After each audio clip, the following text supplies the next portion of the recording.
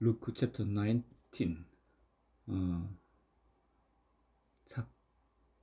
Zacchaeus the tax collector. Jesus entered Zacchaeus the parable of the ten minas.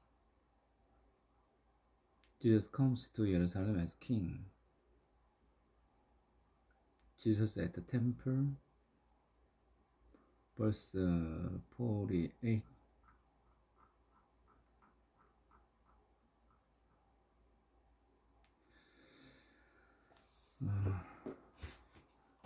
Zacchaeus the tax collector. Jesus entered Jericho and was passing through. A man was there by the name of Zacchaeus. He was a chief tax collector and was wealthy. He wanted to see who Jesus was, but because he was short, he could not see over the crowd. So he ran ahead and climbed a sycamore fig tree to see him, since Jesus was coming that way.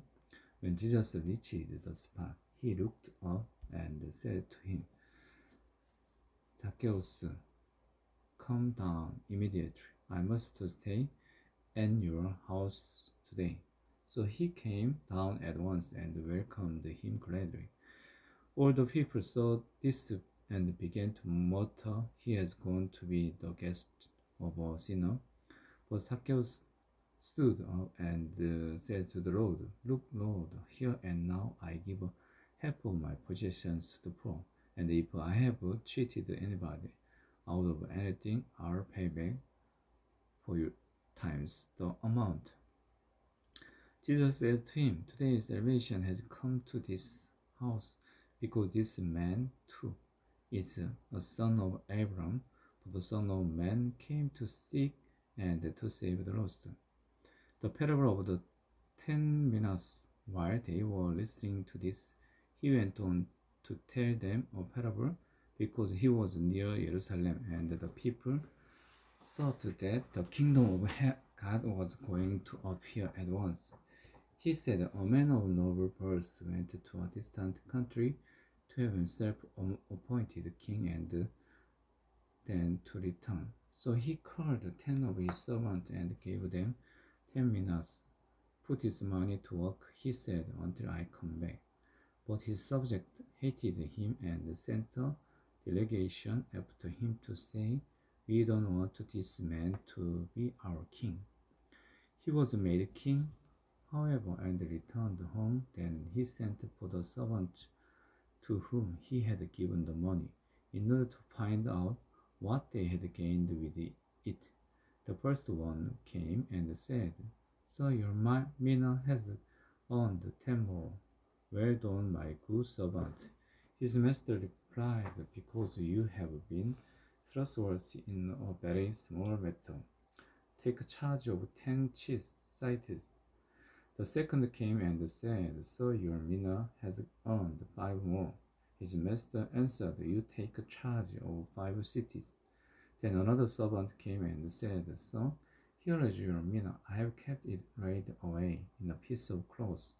I was afraid of you, because you are a hard man. You take out what you did not put it, and leave what you did not sow.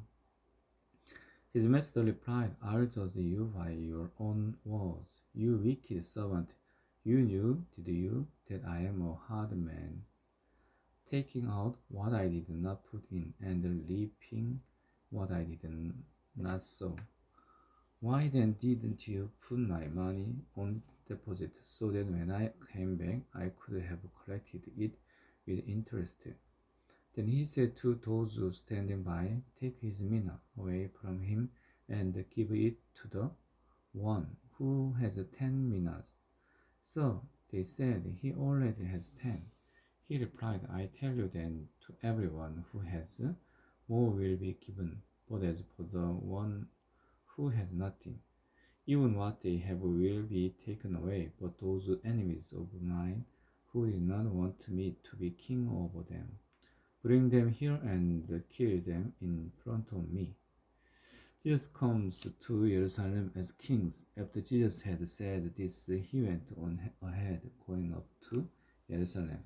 As he approaches Bethphage and Bethany at the hill called the Mount of Olives, he sent two of his disciples, saying to them, "Go to the village ahead of you, and as you enter it, you will find a colt tied there, which no one has ever hidden. Untie it and bring it here. If anyone asks you, 'Why are you untrying it?' say, 'The Lord needs it.'" Those who were sent ahead went and found it just as he had told them. As they were untrying the colt, its owners asked them, "Why are you untrying the colt?" They replied, "The Lord needs it." They brought it to Jesus, threw their cloaks on the colt, and put Jesus on it. As he went along, people spread their cloaks on the road. When he came near the place where the road goes down the Mount of Olives, the whole crowd of disciples began joyfully to praise God in loud voices for all the miracles they had seen. "Blessed is the King who comes in the name of the Lord. Peace in heaven and glory in the highest." Some of the Pharisees in the crowd said to Jesus, "Teacher, rebuke your disciples." "I tell you," he replied, "if they keep quiet, the stones will cry out." As he approached Jerusalem and saw the city, he wept over it and said, "If we even you had only known on this day what would bring you peace, but now it is hidden from your eyes. The days will come upon you when your enemies will build an embankment against you and encircle you and hem you in on every side. They will dash you to the ground, you and the children within your walls. They will not leave one stone one another, because you did not recognize the time of God's coming to you.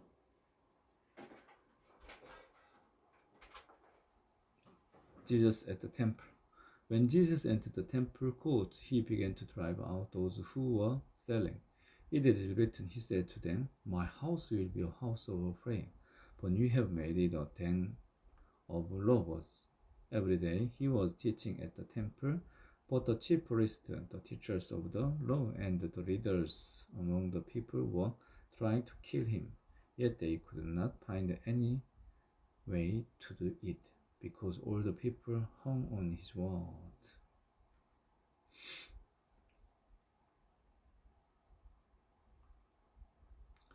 Luke chapter 20. The authority of Jesus questioned. The parable of the tenants paying taxes to Caesar.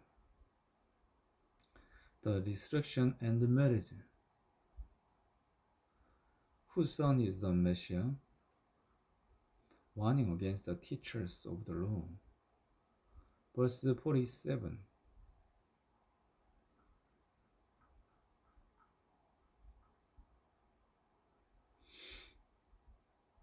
The authority of Jesus questioned. Chapter 20. One day, as Jesus was teaching the people in the temple of God, and proclaimed the good news, the chief priests and the teachers of the law, together with the elders, came up to him. "Tell us, by what authority you are doing these things," they said. "Who gave you this authority?" He replied, "I'll also ask you a question. Tell me, John's baptism, was it from heaven or of human origin?" They discussed it among themselves and said, "If we say from heaven, he will ask, 'Why didn't you believe him?' But if we say of human origin, all the people will stone us, because they are persuaded that John was a prophet." So they answered, "We don't know where it was from."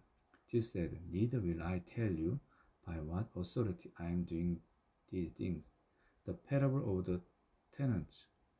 He went on to tell the people this parable. A man planted a vineyard, rented it to some farmers, and went away for a long time. At harvest time, he sent a servant to the tenants so they would give him some of the fruit of the vineyard. But the tenants beat him and sent him away empty handed. He sent another servant, but that one also they beat and treated shamefully and sent away empty handed. He sent still a third, and they one wounded him and drew him out. Then the owner of the vineyard said, "What shall I do? I will send my son, whom I love. Perhaps they will respect him." Or when the tenants saw him, they talked the matter over. "This is the heir," they said. "Let's kill him, and the inheritance will be ours." So they threw him out of the vineyard and killed him. What then will the owner of the vineyard do them? He will come and kill those tenants and give the vineyard to others. When the people heard this, they said, "God forbid." Jesus looked directly at them and asked, "Then what is the meaning of that which is written? The stone the builders rejected has become the cornerstone. Everyone who falls on that stone will be broken to pieces. Anyone on whom it falls will be crushed." The teacher of the law and the chief priest looked for a way to arrest him immediately because they knew he had spoken this parable against them. But they were afraid of the people, paying taxes to Caesar. Keeping a close watch on him, they sent spies who pretended to be sincere. They hoped to catch Jesus in something he said, so that they might hand him over to the power and authority of the governor. So the spies questioned him. "Teacher, we know that you speak and teach what is right, and then you do not show partiality, but teach the way of God in accordance with the truth. Is it right for us to pay taxes to Caesar or not?" He saw through their duplicity and said to them, "Show me a denarius whose image and the inscription are on it." "Caesar's," they replied. He said to them, "Then give back to Caesar what is Caesar's, and to God what is God's." They were unable to trap him in what he had said there in public, and astonished by his answer, they became silent. The resurrection and the marriage. Some of the Sadducees who say there is no resurrection came to Jesus with a question. "Teacher," they said, "Moses wrote for us that if a man's brother dies and leaves a wife but no children, the man must marry the widow and raise up offspring for his brother. Now there were 7 brothers. The first one married a woman and died childless. The second and then the third married her, and in the same way the 7 died, leaving no children. Finally the woman died too. Now then, at the resurrection, whose wife will she be, since the 7 were married to her?" Jesus replied, "The people of this age marry and are given in marriage, but those who are considered worthy of taking part in the age of come and the resurrection from the dead will neither marry nor be given in marriage. And they can no longer die, for they are like the angels. They are God's children, since they are children of the resurrection. But in the account of the burning bush, even Moses showed that the dead rise. For he calls the Lord the God of Abraham and the God of Isaac and the God of Jacob. He is not the God of the dead, but of the living, for to him all are alive." Some of the teachers of the law responded, "We said teachers," and no one dared to ask him any more questions. "Whose son is the Messiah?"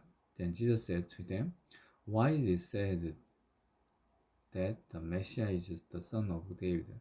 David himself declares in the book of Psalms, 'The Lord said to my Lord, sit at my right hand, until I make your enemies a footstool for your feet.' David calls him Lord. How then can be his son?" Warning against the teacher of the law. While all the people were listening, Jesus said to his disciples, Beware of the teachers of the law. They like to walk around employing laws and love to be greeted with respect in the marketplace, and have the most important seat in the synagogue and the place of honor at banquet. They devour widow houses and the poor shadow, make lengthy prayers. These men will be punished most severely. Amen.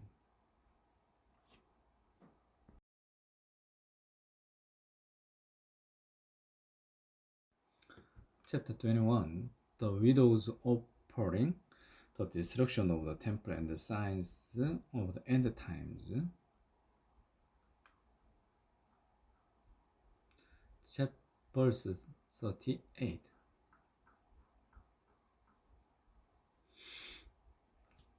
The widow's offering, chapter 21. As Jesus looked up, he saw the rich putting their gifts into the temple treasury. He also saw a poor widow put in 2 very small copper coins. Truly I tell you, he said, this poor widow has put in more than all the others. All these people gave their gifts out of their wealth, but she out of her poverty put in all she had to live on. The destruction of the temple and the signs of the end times. Some of his disciples were remarking about how the temple was adorned with beautiful stones and with gifts dedicated to God. But Jesus said, as for what you see here, the time will come when not one stone will be left to on another. Every one of them will be thrown down. Teacher, they asked, when will these things happen, and what will be the sign that they are about to take place? He replied, watch out and you are not deceived, for many will come in my name, claiming, I am he, and the time is near, do not follow him. When you hear of wars and unright things, do not be frightened. These things must happen first, but the end will not come right away. Then he said to them, nation will rise against nations, and kingdom against kingdom. There will be great earthquakes, famines, and pestilence in various places, and fearful events and great signs from heaven. But before all this, they will seize you and persecute you. They will hand over to synagogues and put you in prison, and you will be brought before kings and governors, and all on account of my name. And do so you will be bearer testimony to me. But make up your mind not to worry beforehand how you will defend yourselves, for I will give you words and wisdom. Then none of your adversaries will be able to resist or contradict it. You will be betrayed even by parents, brothers and sisters, relatives and friends, and they will put some of you to death. Everyone will hate you because of me, but not a hair of your head will perish. Stand firm and you will win life. When you see Jerusalem being surrounded by armies, you will know that its desolation is near. Then let those who are in Judea flee to the mountains. Let those in the city get out, and let those in the country not enter the city. For this is the time of punishment in fulfillment of all that has been written. How dreadful it will be in those days for pregnant women and nursing mothers. There will be great distress in the land and wrath against these people. They will fall by the sword and will be taken as prisoners to all the nations. Jerusalem will be trampled on by the Gentiles until the times of the Gentiles are fulfilled. There will be signs in the sun, moon, and stars. On the earth, nations will be in anguish and perplexity at the roaring and the tossing of the sea. People will faint from terror, apprehensive of what is coming on the world, for the heavenly bodies will be shaken. At that time they will see the Son of Man coming in a cloud with power and great glory. When these things begin to take place, stand up and lift up your heads, because your redemption is drawing near. He told them this parable: Look at the fig tree and all the trees. When they sprout leaves, you can see for yourselves and know that summer is near. Even so, when you see these things happening, you know that the kingdom of God is near. Truly, I tell you, this generation will certainly not pass away until all these things have happened. Heaven and earth will pass away, but my words will never pass away. Be careful, or your hearts will be weighed down with carousing, drunkenness, and the anxieties of life, and that day will close on you suddenly like a trap. For it will come on all those who live on the face of the whole earth. Be always on the watch and pray that you may be able to escape all that is about to happen, and that you may be able to stand before the Son of Man. Each day Jesus was teaching at the temple, and each evening he went out to spend the night on the hill called the Mount of Olives. And all the people came early in the morning to hear him at the temple.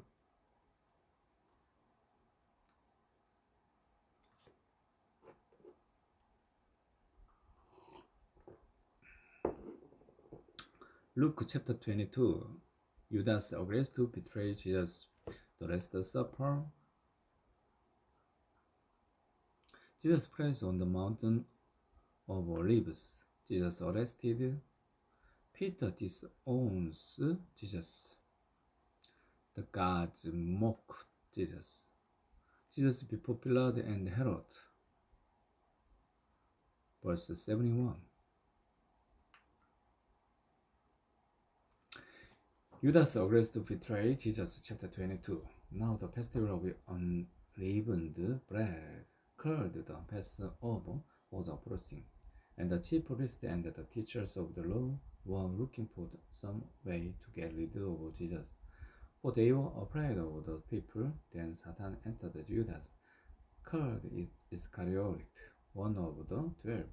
And Judas went to the chief priests and the officers of the temple guard and discussed with them how he might betray Jesus. They were delighted and agreed to give him money. He consented and watched for an opportunity to hand Jesus over to them when no crowd was present. The Last Supper. Then came the day of unleavened bread, on which the Passover lamb had to be sacrificed. Jesus sent Peter and John, saying, Go and make preparation for us to eat the Passover. Where do you want us to prepare for it? They asked. He replied, as you enter the city, a man carrying a jar of water will meet you. Follow him to the house that he enters, and says to the owner of the house. The teacher asked, Where is the guest room where I may eat the Passover with my disciples? He will show you a large room upstairs, all furnished. Make a preparation there. They left and found things just as Jesus had told them, so they prepared the Passover. When the hour came, Jesus and his apostles reclined at the tables, and he said to them, I have eagerly desired to eat this Passover with you before I suffer, for I tell you, I will not eat it again until it finds fulfillment in the kingdom of God. After taking the cup, he gave thanks and said, Take this and divide it among you, for I tell you, I will not drink again from the fruit of the vine until the kingdom of God comes. And he took bread, gave thanks, and broke it, and gave it to them, saying, This is my body given for you. Do this in remembrance of me. In the same way, after the supper, he took the cup, saying, This cup is in the new covenant in my blood, which is poured out for you. But the hand of him who is going to betray me is with mine on the table. The Son of Man will go as it has been decreed, but woe to that man who betrays him. They began to question among themselves which of them it might be who would do this. A dispute also arose among them as to which of them was considered to be greatest. Jesus said to them, The kings of the Gentiles lord it over them, and those who exercise authority over them call themselves benefactors. But you are not to be like that. Instead, the greatest among you should be like the youngest, and the one who rules like the one who serves. For who is greater, the one who is at the table or the one who serves? Is it not the one who is at the table? But I am among you as one who serves. You are those who have stood by me in my trials, and I confer on you a kingdom, just as my Father conferred on one on me, so that you may eat and drink at my table in my kingdom and sit on thrones, judging the 12 tribes of Israel. Simon, Simon, Satan has asked to put all of you as wheat. But I have prayed for you, Simon, that your faith may not fail. And when you have turned back, strengthen your brothers. But he cried, Lord, I am ready to go with you to prison and to death. Jesus answered, I tell you, Peter, before the rooster crows today, you will deny 3 times that you know me. Then Jesus asked them, When I sent you without purse, bag, or sandals, did you lack anything? Nothing, they answered. He said to them, But now if you have a purse, take it, and also a bag. And if you don't have a sword, sell your cloak and buy one. It is written, and he was numbered with the transgressions. And I tell you that this must be fulfilled in me. Yes, what is written about me is reaching its fulfillment. The disciples said, See, Lord, here are 2 swords. That's enough, he replied. Jesus prays on the Mount of Olives. Jesus went out as usual to the Mount of Olives, and his disciples followed him. On reaching the place, he said to them, Pray that you will not fall into temptation. He withdrew about a stone's throw beyond them, knelt down, and prayed, Father, if you are willing, take this cup from me, yet not my will, but yours be done. An angel from heaven appeared to him and strengthened him, and being in anguish, he prayed more earnestly, and his sweat was like drops of blood falling to the ground. When he rose from prayers and went back to the disciples, he found them asleep, exhausted from sorrow. Why are you sleeping? He asked them. Get up and pray, so that you will not fall into temptation. Jesus arrested. While he was still speaking, a crowd came up, and the man who was called Judas, one of the 12, was leading them. He approached Jesus to kiss him. But Jesus asked him, Judas, are you betraying the Son of Man with a kiss? When Jesus' followers saw what was going to happen, they said, Lord, should we strike with our swords? And one of them struck the servant of the high priest, cutting off his right ear. But Jesus answered, No more of this. And he touched the man's ear and healed him. Then Jesus said to the chief priest, to the officers of the temple guard, and the elders who had come for him, Am I leading a rebellion? Then you have come with swords and clubs. Every day I was with you in the temple courts, and you did not lay a hand on me. But this is your hour when darkness reigns. Peter disowns Jesus, then seizing him, they led him away and looked him into the house of the high priest. Peter followed at a distance, and when some there had kindled a fire in the middle of the courtyard and had sat down together. Peter sat down with them. A servant girl saw him seated there in the firelight. She looked closely at him and said, This man was with me. But he denied it. Woman, I don't know him, he said. A little later, someone else saw him and said, You also are one of them. Man, I am not, Peter replied. About an hour later, another asserted, Certainly this fellow was with him, for he is a Galilean. Peter replied, Man, I don't know what you are talking about. Just as he was speaking, the rooster crowed. The Lord turned and looked straight at Peter. Then Peter remembered the word the Lord had spoken to him. Before the rooster crows today, you will disown me 3 times. And he went outside and wept bitterly. The guards mocked Jesus.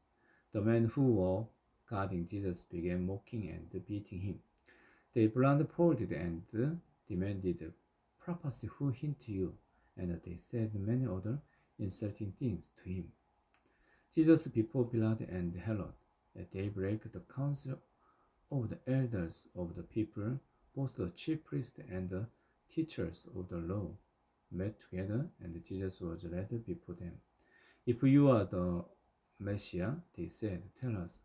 Jesus answered, If I tell you, you will not believe me, and if I ask you, you would not answer.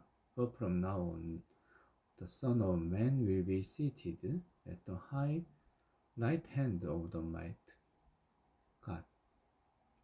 They all asked, Are you then the Son of God? He replied, You say that I am. Then they said, Why do we need any more testimony? We have heard it from his own lips.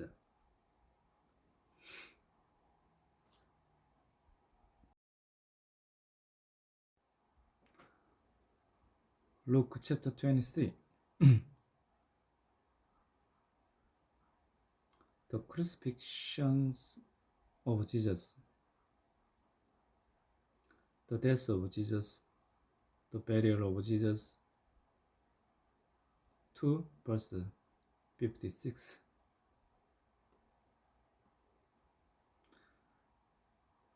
Luke chapter 23.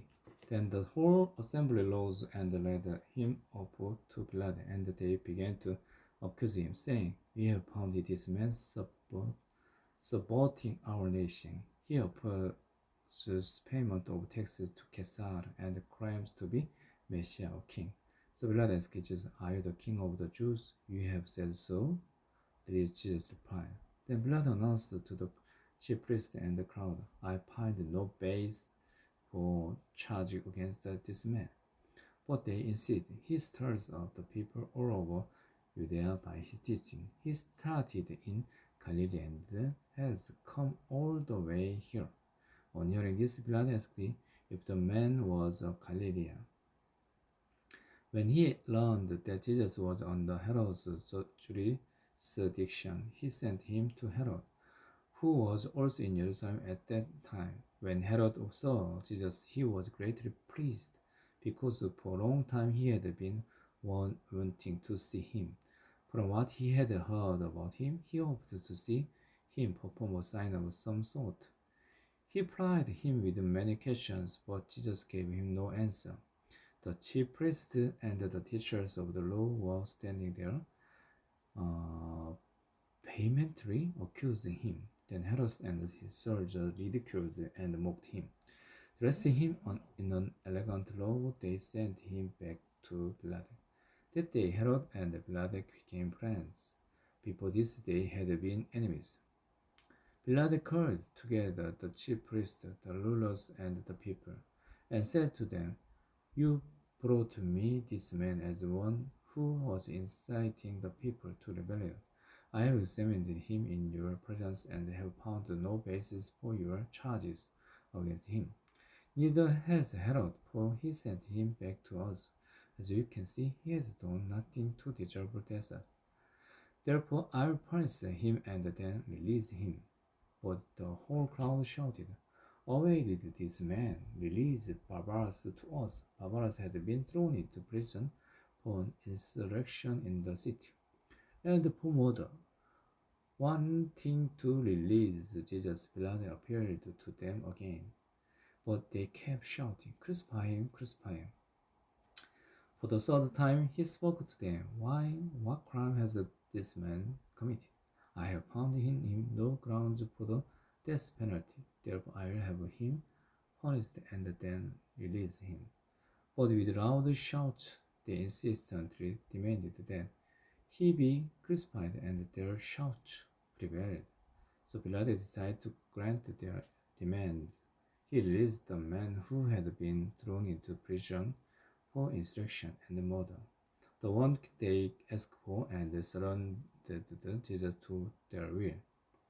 The crucifixion of Jesus, as the soldiers led him away, they seized Simon from Cyrene, who was on his way in from the country, and put the cross on him and made him carry it behind Jesus.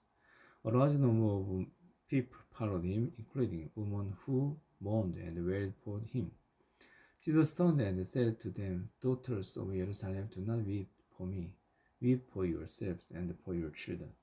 For the time will come when you will say, Blessed are the childless woman, the wombs that never bore, and the breast that never nursed them. They will say to the mountains, fall on us, and to the hills, cover us. For if people do these things when the dry is green, what will happen when it is dry?" Two other men, both criminals, were also led out with him to be executed.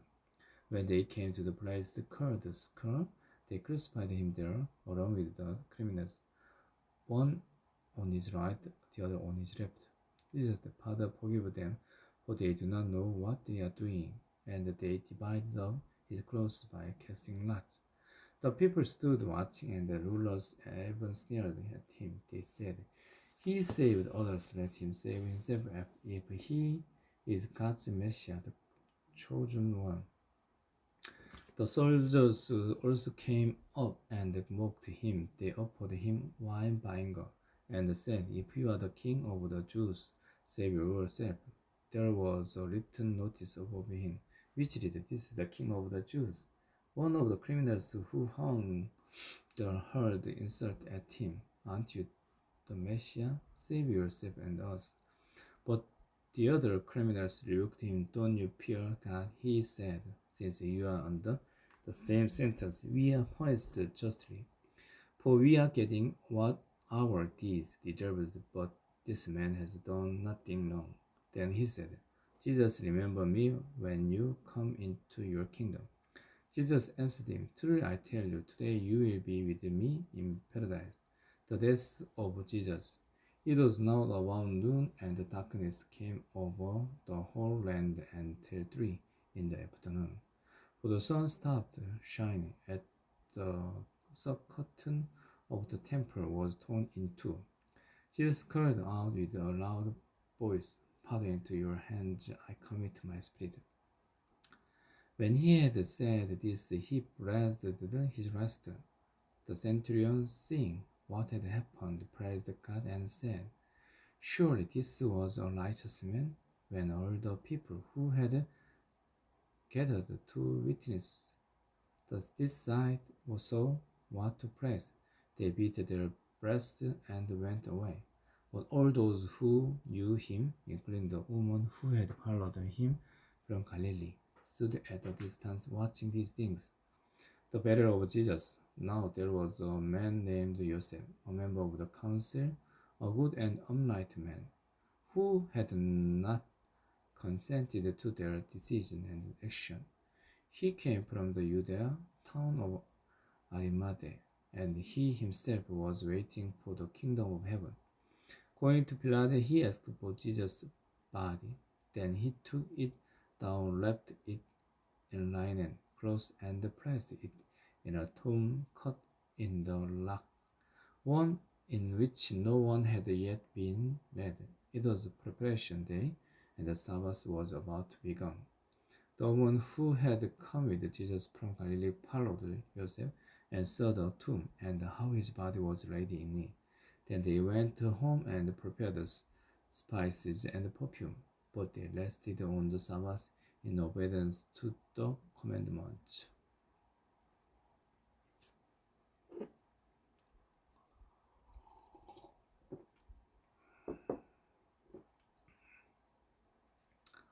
Luke chapter 24. Jesus has risen on the road to Emmaus. Jesus appeared to the disciples. The ascension of Jesus. Verse 53.